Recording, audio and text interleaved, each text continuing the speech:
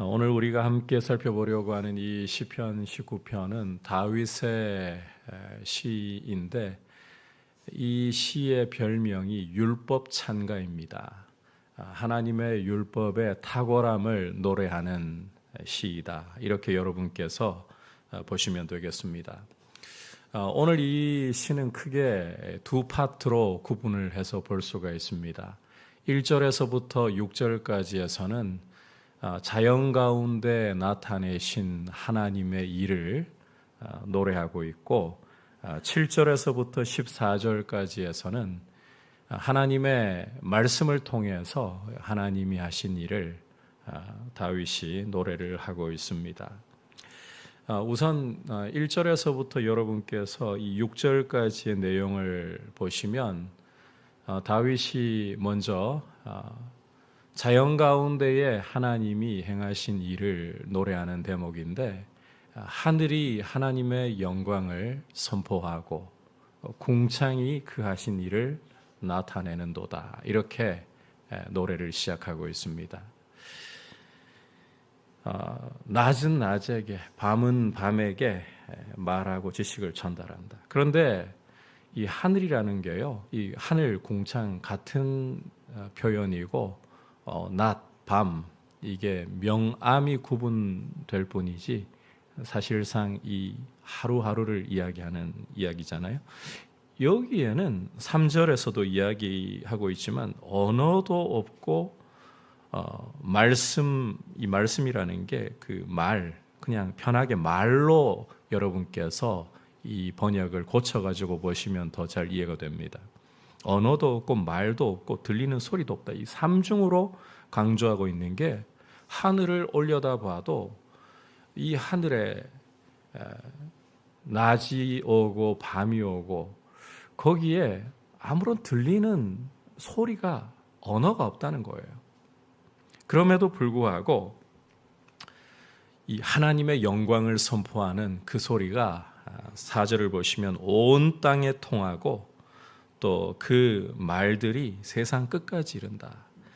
우리말 번역을 보시면 그의 소리, 그러니까 이 하나님의 소리 이렇게 우리가 생각을 하기 쉽고 또 그의 말씀이 이렇게 번역이 되어가지고 하나님의 말씀이라고 생각하기 쉽지만 이 하늘이 외치는 소리를 말하고 있는 거예요. 분명히 귀로 들리는 소리는 하나도 없어요. 그런데 다윗은 하늘을 바라볼 때에 그 하늘이 하나님이 하시는 일을 나타내는 그 들리지 않는 소리를 듣고 있는 겁니다. 자, 그 가운데서도 다윗은 하나님이 이 해를 통해서 하시는 일이 참 놀랍다. 하늘을 바라보면서 이 하늘이 외치는 소리 가운데 그 해가 하나님 하신 일을 나타내는 이 소리가 가장 놀랍다라고 이제 4절 후반부에서부터 노래하기 시작합니다. 하나님이 해를 위해 하늘에 장막을 베푸셨도다. 이렇게 노래를 하고 있잖아요. 그러면서 이 5절, 6절을 보시면 이 해의 기세에 대해서 또 해가 어떤 일을 하는지 그 영향력과 범위에 대해서 노래를 하는데 해는 그의 신방에서 나오는 신랑과 같고 그의 길을 달리기 기뻐하는 장사 같다. 자, 이 4절 말씀에 5절 말씀에서는 해의 기세에 대해서 여러분 한번 좀 머릿속으로 상상을 해보시면 좋겠어요. 초야를 치른 신랑이 그 신방에서 나올 때 얼굴이 어떤 모습일까요? 어두침침하겠습니까? 초췌하겠습니까? 얼굴이 찬란하지 않겠어요? 빛나지 않겠어요? 사랑하는 아내를 맞이한 그 기쁨으로 신방을 나올 때에는 환한 얼굴로 나올 거예요. 해의 그 기세라는 것이 신방을 나오는 신랑, 아내를 맞이한 기쁨으로 환한 그 신랑의 모습에 지금 빗대어 가지고 그 찬란한 빛을 뿜는 모습을 지금 다윗이 묘사를 하고 있는 겁니다. 그리고 또 이 해의 기세라는 게 그의 길을 달리기 기뻐하는 장사 같아서 이 그 싸움에서 힘있게 달리는 그 용사, 해의 그 기세라는 게 그 전장에서요, 힘 있는 용사가 느릿느릿 뭐 그렇게 싸우러 나가겠습니까? 적진을 그 시편 18편 여러분께서 읽어보시면 여호와께서 다윗에게 능력으로 띠띠우시니까 적진을 향해 달리나이다, 이런 표현을 쓰고 있어요. 힘있게 달리는 거죠. 그런 장사와 같은 모습으로 해가 힘차게 떠오르는 이러한 모습을 5절 통해서 묘사를 하고 있는 거예요. 이런 모습으로 해는 이제 6절을 보시면 그 영향을 끼치는 범위를 보여주고 있는데, 하늘 이 끝에서 나와서 하늘 저 끝까지 운행을 한다. 해가 이 동쪽에서 떠서 서쪽에 지는 이 모습을 갖다가 이 온 세상 시작부터 끝까지 달리는 그와 같은 모습으로 묘사를 하고 있는 거죠. 중요한 것은 이렇게 찬란한 빛을 뿜으면서 힘있게 용사와 같이 해가 동에서 떠서 서에 지기까지 온 세상을 달리면서 그 열기를 내뿜는다는 거예요. 이 해가 내뿜는 이 열기 앞에서 그 열기를 피해서 숨을 수 있는 사람은 아무도 없다. 해가 그 열기를 뿜음으로써 두 가지 역할을 할 수가 있어요. 첫 번째는 굉장히 강렬하게 그 열기를 뿜으면 모든 것을 태우고 마르게 할 수 있습니다. 또 한 가지는 그 온기로 인해서 만물이 이 힘을 얻고 잘 자랄 수 있도록 그렇게 해가 중요한 역할을 하는 거예요. 다윗이 하늘을 바라보면서 하늘을 주목하고 있을 때 그는 하나님께서 이 만물을 지으시면서 행하신 일 가운데 특히나 이 해를 지으심으로 온 세상 사람들에게 이 해가 미치는 영향력을 통해 하나님이 어떤 일을 행하고 계시는가, 이걸 묵상을 하고 있는 것입니다. 이 다윗의 이런 노래를 통해서요, 우리가 인생을 조금은 속도를 줄이고 우리의 일상 가운데에서 하나님의 손길을 좀 주목하고 묵상하는 노력이 필요하다, 이 이야기를 한번 좀 드리고 싶습니다. 그 다윗이 이 시를 지었을 때가 언제일까? 실은 뭐 언제일지는 아무도 알 수가 없어요. 그런데 제 개인적으로, 어디까지나 제 개인적인 생각인데, 이 시를 기록했을 때가 아마도 목장에 있을 때가 아니었을까, 그런 생각이 들어요. 왜냐하면 목장에서 양떼를 돌보고 있을 때 할 수 있는 일이 뭐겠습니까? 자, 우리가 사무엘상 17장 보면 맹수가, 이 사자라든지 공 같은 게 와가지고 양을 움켜갈 때에는 쫓아가서 쳐서 양새끼 건져내고 일어나서 자기를 해하려고 하면 또 수염을 잡고 쳐 죽였다 했잖아요. 그런 상황 아니라면 양떼를 초장으로 딱 인도해 두고, 혹은 또 물가로 인도해 두고, 그 다음에 다윗이 어디를 보고 있겠어요? 양떼 안 보면 어디 보겠어요? 하늘밖에 볼 데가 없는 거예요. 그 하늘을, 그 일상 속에서 마주하는 하늘을 바라보면서 하나님이 하신 일을, 그 하늘을 통해, 소리가 없습니다. 언어가 없습니다. 아무 말이 안 들립니다. 그런데 하나님이 하시는 일을 보는데, 그 중에서도 특히 아침에 힘있게 떠올라서 마치 신방을 나온 그 신랑 같은 모습으로 환하게 떠올라서 힘있는 장사처럼 조금도 지체함 없이 동에서부터 서까지 온 땅을 비추며 열기를 뿜어내는 그 해를 바라보면서 하나님이 지으신 이 해가 온 세상에 골고루 그 열기를 뿜으면서 때로는 이 해가 마르게도 하고 또 사람들에게 너무나도 결실할 수 있는 좋은 것을 주기도 하고, 하나님이 이 해를 통해서 하시는 일을 보니까 하나님의 손길을 피해갈 수 있는 사람이 아무도 없구나, 이런 묵상을 하는 거잖아요. 우리도 이 삶의 템포가 실은 참 대한민국 사회에서 살아가면서 굉장히 바쁘고 분주하고 빠릅니다. 저희 목회자들도 보면 분주한 것 같아요. 대한민국만큼 실은 그 목회자가 설교 많이 하는 나라가 없거든요. 요즘에야 저 같은 경우는 그래도 이제 우리 부사역자들하고 설교를 나눠 가지고 하기 때문에 횟수가 많이 준 편입니다만, 개척해 가지고 초창기에는 설교 일주일에 많이 할 때 9번까지 해야 되니까 나날이 이제 설교와의 전쟁 이런 표현 쓰기는 좀 그 표현이 어울리진 않지만 현실적으로는 설교와의 전쟁이라고 해도 과언이 아닌 상황이죠. 거기에다가 이제 또 가정신방을 하면서 쭉 다 돌 때에, 그리고 또 중간중간에 장례가 터지고 할 때에는 정신 나갈 때도 있죠. 특히 서울에 장례식 가야 된다 이러거나 그러면 어떤 날은 그런 경우도 있었어요. 새벽에 도착해서 새벽 기도회를 또 인도해야 되는 그런 경우도 있었고, 요즘은 그러진 않습니다만, 그러다 보면 저희 목회자들도 분주해서 삶의 어떤 이 템포가 분주하고 빨라서 무엇인가를 자세히 들여다보고 여유를 가지고 머무를 시간이 별로 없는 것 같아요. 그러다 보니까 피상적으로 보게 되는 일들이 참 많은 것 같습니다.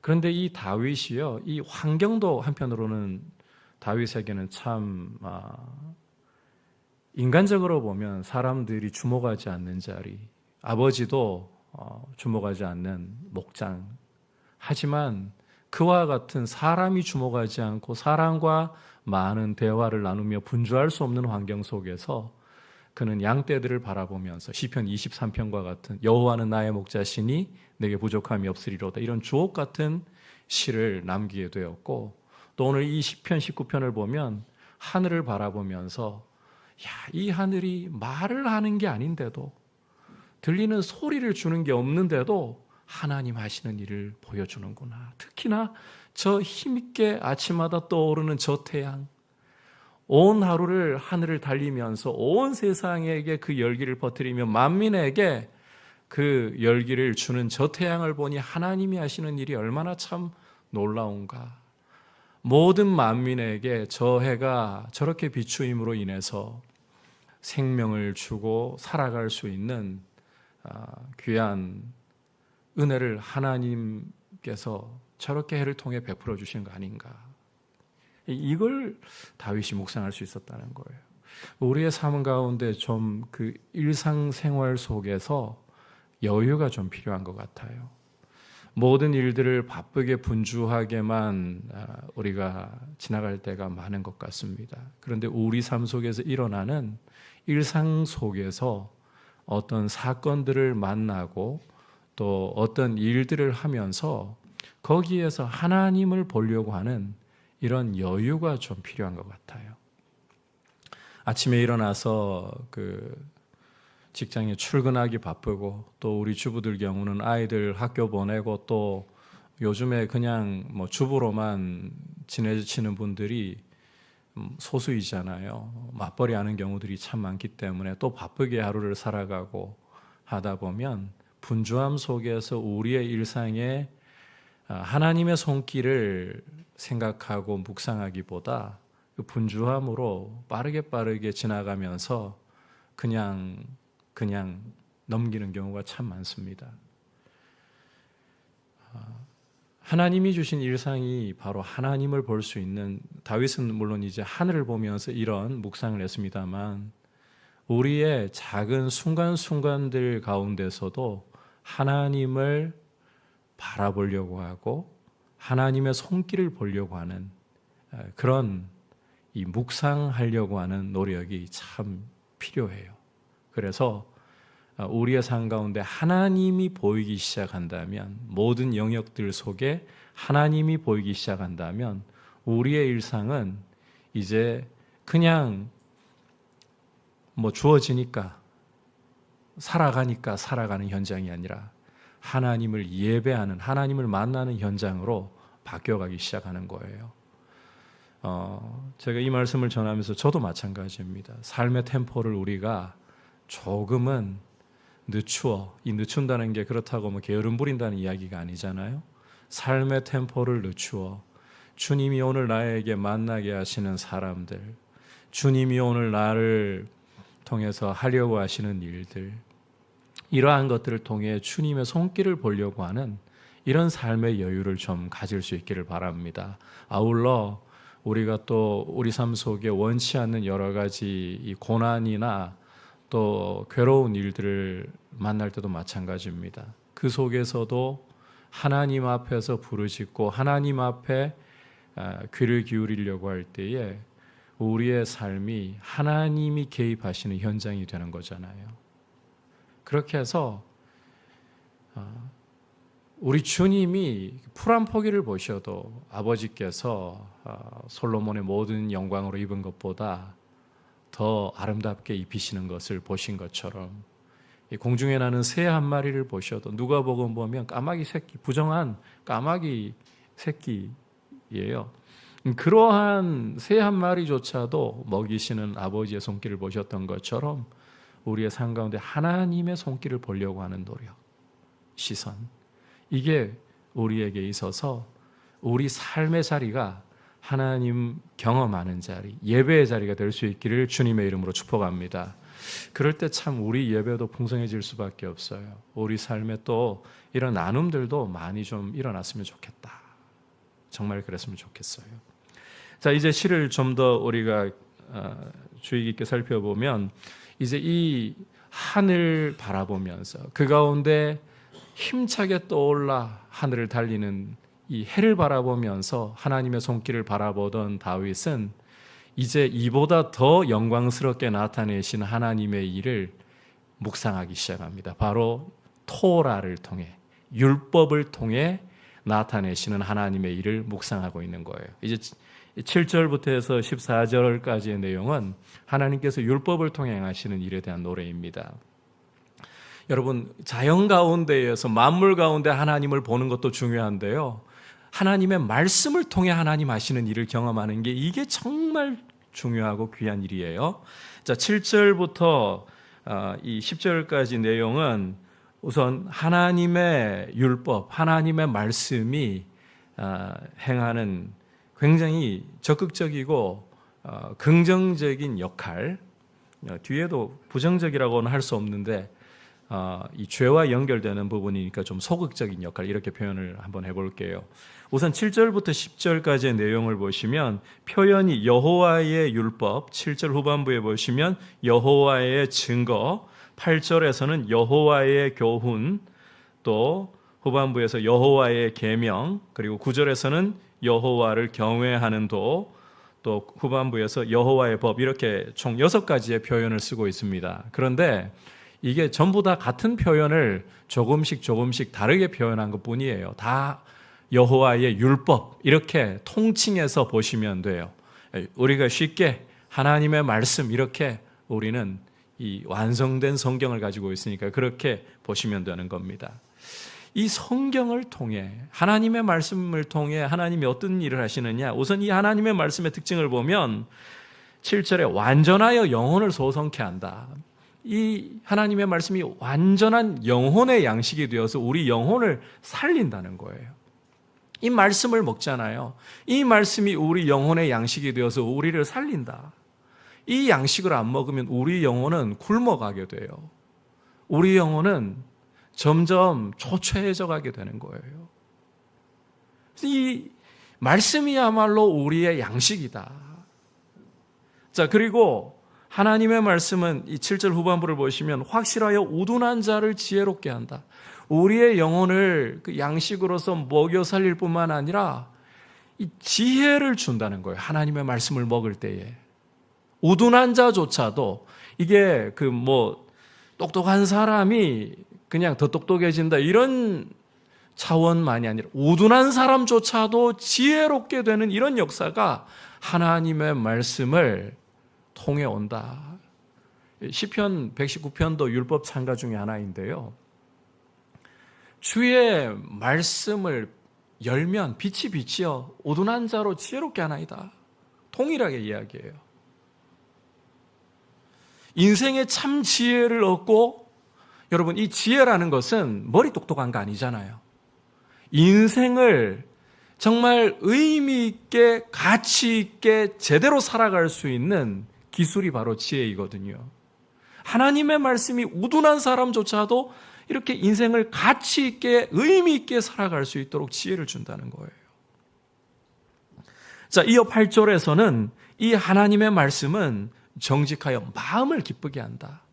여러분, 우리 영혼의 기쁨이 사라지고 평강이 사라지고, 그렇다면 하나님의 말씀이라는 이 양식을 제대로 먹고 있는가를 고민을 해야 된다는 이야기예요. 하나님의 말씀을 잘 곱씹어 섭취할 때에 마음의 기쁨이, 세상이 줄 수 없는, 세상이 흔들 수 없는 기쁨, 평강이 우리의 마음을 사로잡는다.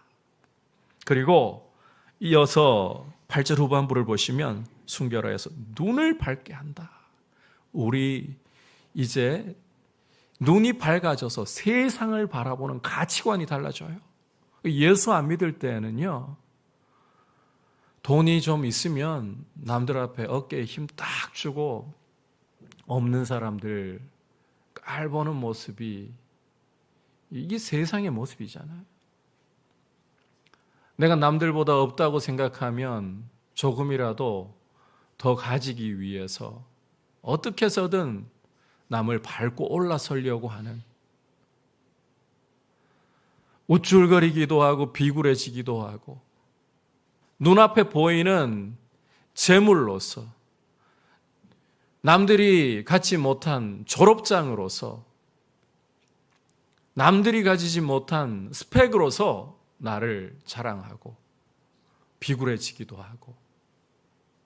그런데 하나님의 말씀이 이 영의 양식으로서 나를 살리고 나를 지혜롭게 하고 마음을 기쁘게 하잖아요. 이런 사람은 가치관이 바뀐다는 거예요. 이 땅에 아무리 좋은 것이 있다 할지라도 그것은 언젠가는 쇠하고 썩어질 것이라는 것을, 그리고 우리에게는 영원한 하나님의 나라가 기업으로 예비되어 있다는 것을 바라보면서, 있다고 해서 거기에 자만하지 않고, 없다고 해서 비굴해지지 않고, 사도 바울처럼 내가 풍부에 처할 줄도 알고 궁핍에 처할 줄도 알고 어떠한 상황에서든지 자족할 줄 아는 일체의 비결을 배웠다. 내게 능력 주시는 자 안에서 내가 모든 것을 할 수 있다. 이 고백이 터져나올 수 있는 이런 새로운 가치관. 그래서 9절을 보시면 이 하나님의 말씀이야말로 영원하다는 거예요. 정결하여 영원까지 이르는데 이 하나님의 말씀보다 확실하고 영원한 것은 없다. 세상의 모든 것은 다 쇠하지만 여호와의 말씀은 영원하다. 그리고 이 하나님의 말씀은 다 의로우니, 영원하고 의로운 것이라는 거예요. 그래서 이 하나님의 말씀은 우리에게 무엇보다도 더 나은가 하면, 자, 10절 보시면 뭐라고 합니까? 많은 순금보다 더 사모할 것이고 꿀 중에서도 송이꿀보다 더 단 것이다. 우리 영혼에 하나님의 말씀을 경험해 보면 이 고백이 다윗처럼 터져나오지 않을 수 없다는 거예요.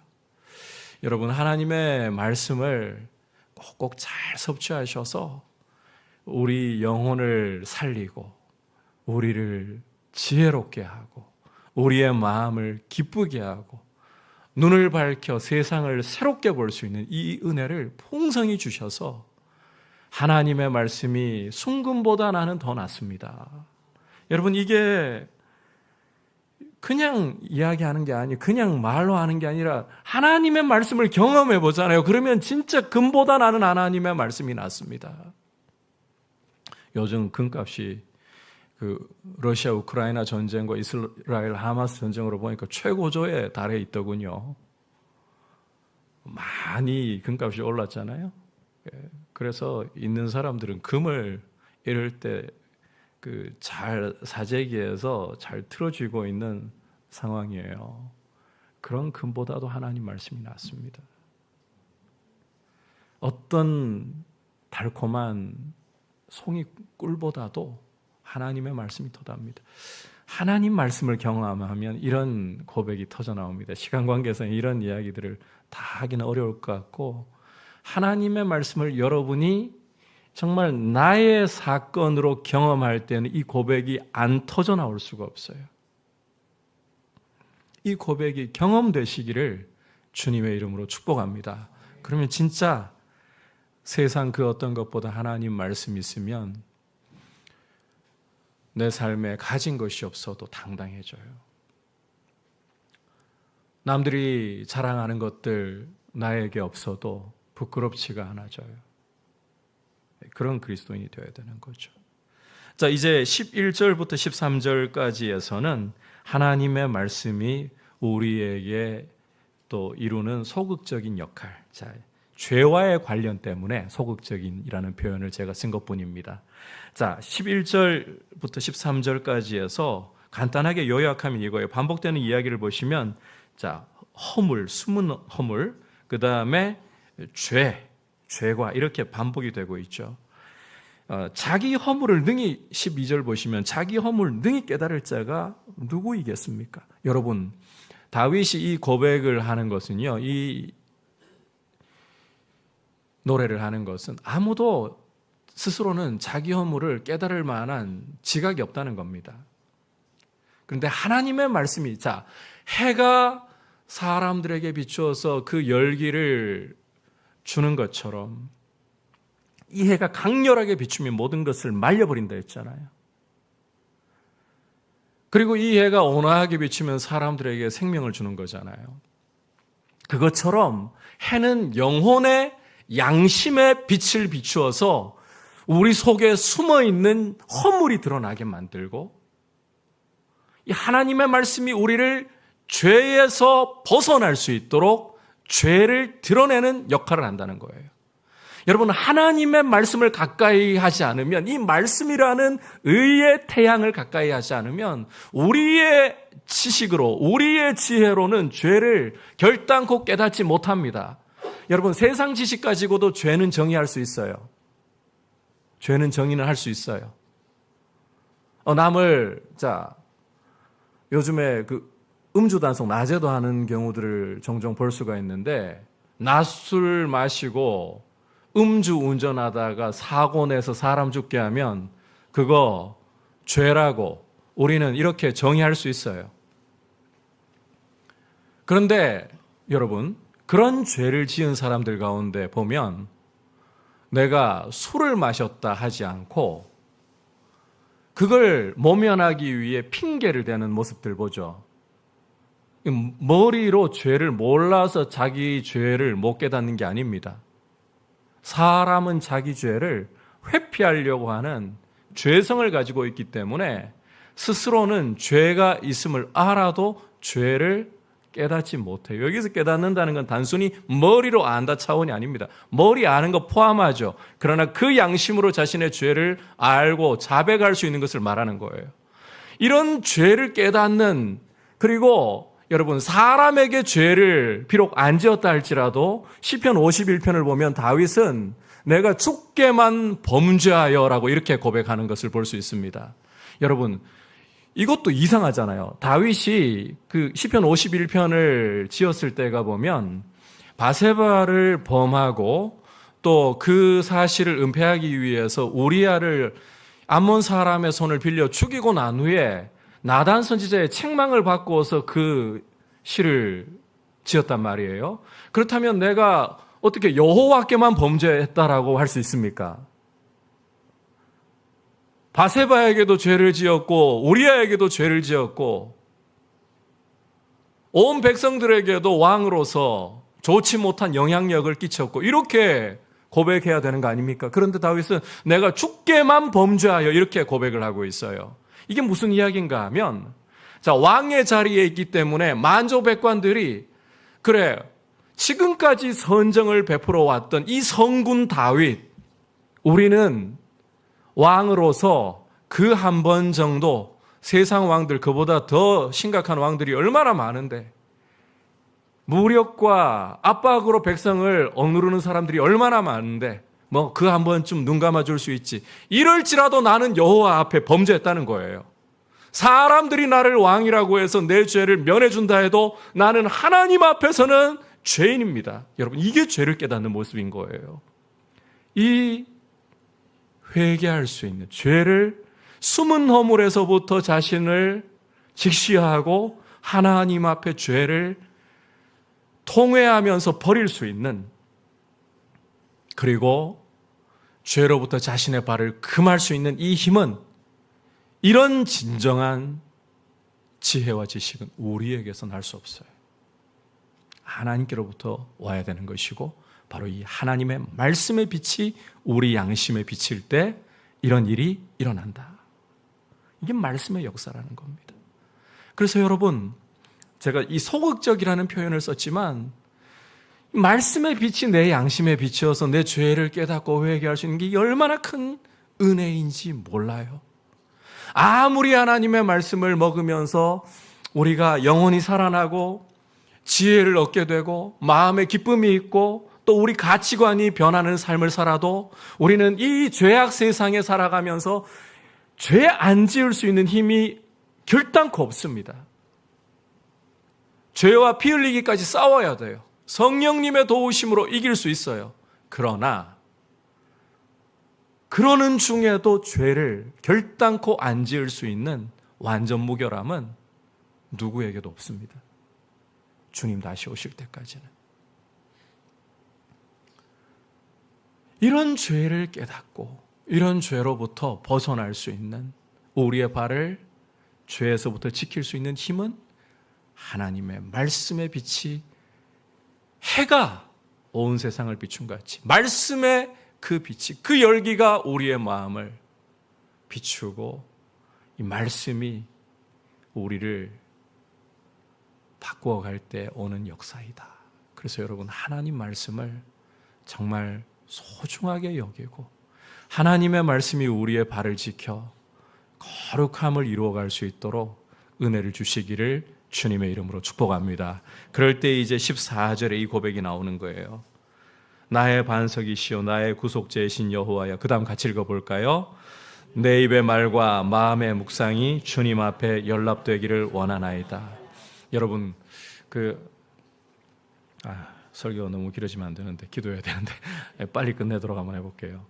우리가 그냥 아무 말이나 막 던진다고, 그냥 마음에 그냥 생각한다고 그게 이루어지던가요?